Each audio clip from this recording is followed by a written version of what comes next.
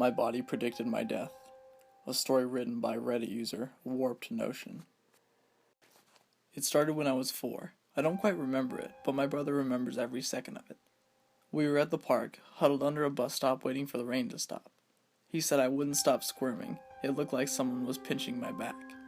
I cried out, apparently, a whimper at first, but it soon turned into a shriek that made his blood run cold. I kept screaming for them to stop, and when he asked me who, I couldn't reply.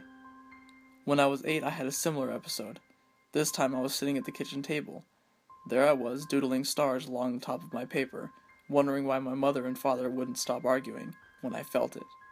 At first it was a bit of light pressure, just to the left in the top of my spine. It didn't hurt, it was only a little uncomfortable. Then I felt a sharp pain, as if someone were poking a very large needle into me. The pain that came next is indescribable. I remember shock, hot tears running down my face, and a blood-curdling scream. Nothing would stop it. I soon passed out and woke in the hospital, confronted with confused faces that I couldn't understand. I became angry at the time. What do they mean that I wasn't hurt? I had just been stabbed, but no one seemed to notice.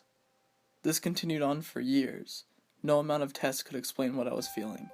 As I got older, I began to hear things too. Footsteps that weren't there, a car starting up, those sort of things. I couldn't tell anyone. They would think I was insane. Do you know what it's like? Every day of my life, I felt like I was dying. But all I could do is politely excuse myself and wait until it's over. How could you explain that to someone? I thought of telling my girlfriend. She's really the only one family I have now. After my mom killed herself and my dad drank himself to death, I didn't want any memories of my family.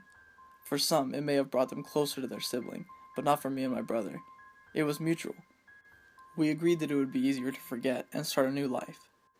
You know, I saw him on the metro the other day. What are the chances? At first I didn't recognize him, what with his beard and his suit. He looked content, happier than I had ever seen him before. I thought about going up to him, sitting down and asking him about his life. But then I felt the pressure start right next to my spine. No, I wouldn't be the one to mess up his life. I wouldn't be like our parents. Back to my point. I'm not going to lose the only person I really care about. I can't lose her. She knows something's wrong. I could hide what I was hearing and feeling. But how do you hide what you see? Sometimes my vision will black out, like right before a movie, and I'll look up to find I'm in the trunk of a car. It's always the same thing. I'm on my side with tape binding my arms, legs, and mouth.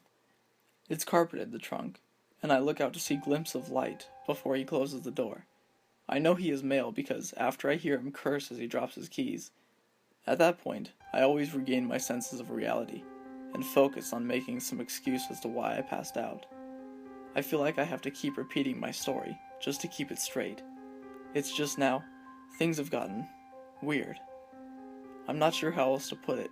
You see, one day Jess and I decided to redo our apartment. We were going to replace some artwork and furniture, nothing unusual. But when she went to remove an old picture of one of our vacations, she discovered a hole through the picture.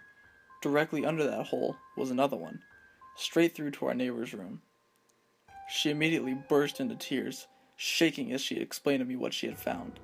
It made me feel sick. This picture was in our bedroom. Some creep had been watching us, and I know people sexualize lesbians, but God, this was another level. I called the police in panic, and luckily they were helpful in understanding our situation. It doesn't seem so bad, right? Good guys went in, arrested the bad guy. No harm done, right? I don't even know how to say this next part.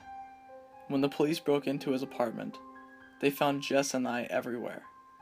The wall to the right was covered in pictures of us, including pictures we took, but some were of us in our apartment, or eating at our favorite cafe. It was terrifying to say the least, but the other walls were only covered in pictures of me, from when I was a baby to the present. It said they found him sitting upon a bound dummy practicing repeatedly stabbing it to the top left of its spine.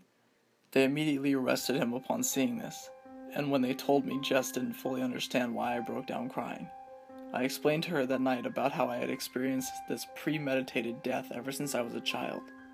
There was almost a sense of relief that this had happened, that I knew I wasn't insane, and I wouldn't have to experience this anymore. It almost felt wrong that night was the first time I slept soundly. After we moved out, and had put some time between discovering him, I began to feel curious. How had this person obtained such personal photos of my childhood? Although Jess wanted to put this behind us and to never think of it again, I felt like I had to just see him once. I wanted to know who had tried to ruin my life. Jess knew I was too stubborn to let this go, and agreed that maybe it would be the best sense of finality. I wish she had stopped me. I wish I had never entered that prison. I wish I hadn't explained my situation to the officer. I wish they hadn't let me see him. And oh God, I wish I hadn't seen him staring at me from behind the bar. But most of all, I wish it hadn't been my brother. And that's the end of this video. Make sure to give it a thumbs up and subscribe if you want to see videos just like this one.